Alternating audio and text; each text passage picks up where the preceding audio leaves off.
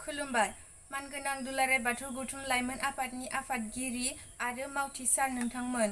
आंनि मुङा थरायना सिबिश्री बसुमतारी, जिल्ला उदालगुरि, लासो गेरुवा बाजार, बियाब बर' बाजार, गामि सान्तिपुर।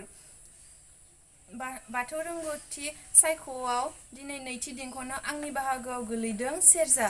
सेरजाया जादों रोखोमसे दोंब्रै दिरुङारि दामग्रा आइजें, जायखौ जों बर' हारिफोरा गुदि हारिनि हारिमुआरि दामग्रा आइजें महरै बाहायनाय जायो।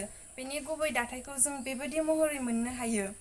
बेनि दाथायखौ नायनानै जों जोंनि अंगफोरजोंनो बेखौ बाहागो खालामनाय जादों, जेरै मुकुट, गोदना, मैखुन, बिखा खंख्ला, अहेब आरो नैबे गोरबो।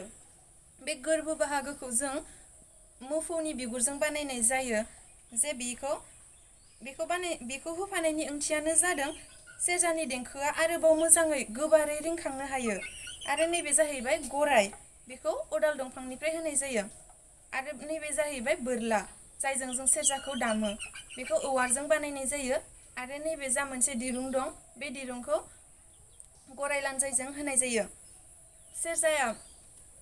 सेरजानि गुबै जोनोमखौ जों बुंनो हाया, मानोना बर' हारिफोरा बे बुहुमा माब्लानिफ्राय रायजो जाबोदोंमोन बेखौ जों मोनथिया। बेखौ लिरनाय महरै जों मोननो हायाखै। बेखायनो सेरजानि गोदोनि खुगा सल' बादियै मिथिनो मोनोदि मोनसे गामियाव खुरिया मुंनि सासे बोराय दंमोननो। बे बोरायहा सानै फिसाज्ला दंमोन, धोनसिं आरो मोनसिं। सानसेखालि खुरिया बोराया हालेवनो थांनो ओंखारब्ला मासे दाउज्ला दाउआ गाबनानै बुंदोंमोननो जे गावनि खर'खौ जायनो जायो बेनो राजा जानो मोनगोन। अब्ला बोराया बे खौरांखौ जाफुङा थार नायफोरनो थाखाय दाउज्लाखौ बुथारनानै आथिं खर' गांखंखौ सावनानै जुनानै दोननो होदोंमोननो बुरैखौ, जे बियो हालेवनानै फैखांनानै जानो थाखाय। अब्ला बिनि फिसाज्ला सानैया फैनानै माब्लाबानो दाउ बे खर' आथिंखौ रानलायनानै जानायसैनो। रानलायनानै जानायाव धोनसिंआ खर' बाहागोखौ मोनजाबायनो, आरो बेखौ नुसननानै बिमाया बिफानिफ्राय रैखा खालामनो थाखाय बिसोरखौ बेसेबा गोजानाव खारखोमा लांनो थिनबायनो। आरो बेबायदिनो फिसाला सानैयाबो गिनायजों बेसेबा गोजान हाग्रा बंग्रा बारलांनानै खारखोमा लांनायसैनो। ओजोंहाय फारसेथिं बिफाया फैनानै फिसाज्ला सानैखौ दानथारनो थाखाय सिखा लानानै होसोलांदोंमोननो। अब्ला मोनिखाय न'आव थांफिननानै बिमाखौनो बुथारहैनायसैनो। ओजों फिसाज्ला सानैया गांनाय उखैनायजों जाथारलियानो। आरो अब्ला बिदाया फंबायनि थाखाय दै नागिरनो थांनायाव मासे मैदेरखौ लोगो मोनहैनायसैनो। बे मैदेरा धोनसिंखौ लानानै गावनि रायजोआव लानानै थांनायसैनो। आरो बे समाव बै रायजोनि राजाया थैदोंमोननो। अब्ला धोनसिंखौनो गावसोरनि राजा महरै गनायनानै लानायसैनो। बेबायदिनो धोनसिंआ ग्रें ग्रें रायजो खुंलांनायसैनो। सानसेखालि मोनसिंआ बिदाखौ नागिरै नागिरै बिदानि रायजोआव हरखाबै मोनहैनायसैनो। आरो बे समाव धोनसिंआ मोसौ गुमग्रा लावखार हिसाबैसो बियो गनायनानै लानायसैनो। आरो जोबोद दुखु जारलानि गेजेरजों बियो रायजो जालांदोंमोननो, जे मोसौफोरनि गेजेरावनो। अब्ला सानसेखालि बिनि सिमाङाव फांसे गेरेमसा सिजौ दंफाङा बिनो बुंबायनो जे बे गेरेमसा सिजौ दंफांखौ दानफायनानै गावखौ सेरजा बानायनो थाखाय। बेबायदिनो सिमाङाव बियो मोनसिंआ खेबले खेबले नुबाय थानायनि थाखाय बियो मावफुंनो आखायाव लानायसैनो आरो सेरजाखौ दाननायसैनो। बेबायदिनो लासै लासै सेरजानि गासै गोनांफोरखौ बियो सिमाङावनो नुलांबाय थानायसैनो। आरो आबुं सेरजा जानायनि उनाव बियो गावनि सेरजादोंनो गावनि दुखुखौ मुलुगाव गोसारहोनो हायोमोननो। जायनो बिनि देंखोखौ खोनायो दुखु मोननायजों मोदै गनो हमोमोननो।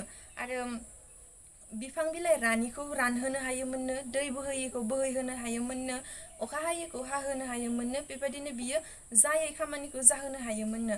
मोनसे समाव धोनसिंनि रायजोआव जोबोर खरांनि थाखाय आंखालाव गोग्लैनायसैनो। अब्ला मोनसिंआसो सेरजा दामनानै अखा हाहोनानै रायजोखौ फोथांफिननानै लाखिनो हादोंमोननो। आरो बेनिफ्रायनो जों धोनसिंआ मोनसिंखौ गावनि असे फंबाय होननानै गोबोनानै लानायसैनो। बेनिफ्रायनो जों मिथिनो मोनोदि मावरिया मोनसिंआनो जे सेरजा गिबि दामगिरि आरो दानगिरि, बेखौ जों मिथियो। आरो फारसेथिं सान्दो बावदोनि खोथाखौबो जों बावगारनो हाखाया। सान्दो बावदियायाबो सासे मोनसिं बादिनो जोबोर सेरजा दामनो गोरों सासे सुबुंमोन। सेरजाखौ जों गोदोनि मुगायाव सोलोंनो थाखाय एसे गोब्राबमोन। मानोना फोरोंनो थाखाय जों गुबै देंखोखौ खोनानानैसो जों सोलोंनो गोनां जायोमोन। नाथाय आथिखालाव बेखौबो मिउजिकनि स्केल बादियै मोनफा मोनफा दिरुंखौ स्केल होनानै जों बेखौ सोलोंनो हायो। बे स्केलफोरखौ जों बे दोंब्रै दिरुं दंना, बे दोंब्रै दिरुंखौ मोनसे मोनसे बाहागो खालामनानै होनाय जादों। जे बे गोदोरसिन दिरुंनिफ्राय फिसासिन दिरुङाव मोनब्रै स्केल होनाय जादोंमोन। बे गिदिरसिन दिरुंखौ जादों G, आरो बिनिफ्राय बे नैथि दिरुङा D, आरो बे थामथि दिरुङा A, आरो नैबे फिसासिन दिरुंखौ जों E बे बाहागोआव खालामनाय जादों। बेफोर स्केलखौ लानानै जों सेरजाखौ गोरलैयैनो सोलोंनो आरो फोरोंनो हायो। सेरजाखौ जों सोलोंनानै लानो हानाय आरो दामनो रोंनाय बे जाबाय जोंनि मोनसे जोबोर गोनां, जोबोर गोग्गाथाव बाथ्रा।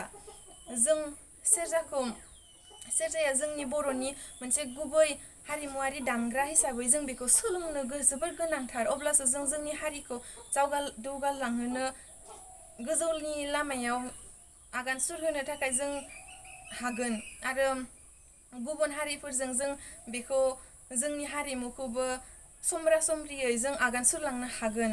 नङाब्ला जों बेफोर फिसा फिसा हारिनि हारिमुखौ लाखिनो थाखाय बेफोरखौनो जों बाहायाब्ला आरोबाव उन जानानै थालांनो गोनां जागोन। बेनिखायनो जों सेरजाखौ जोबोर सोलोंनानै लाथारनांगौ। आंनि दिनैनि बे सेरजानि बागै बुंनायखौ आं एसेयावनो फोजोबनाय जाबाय। गोजोन्थों।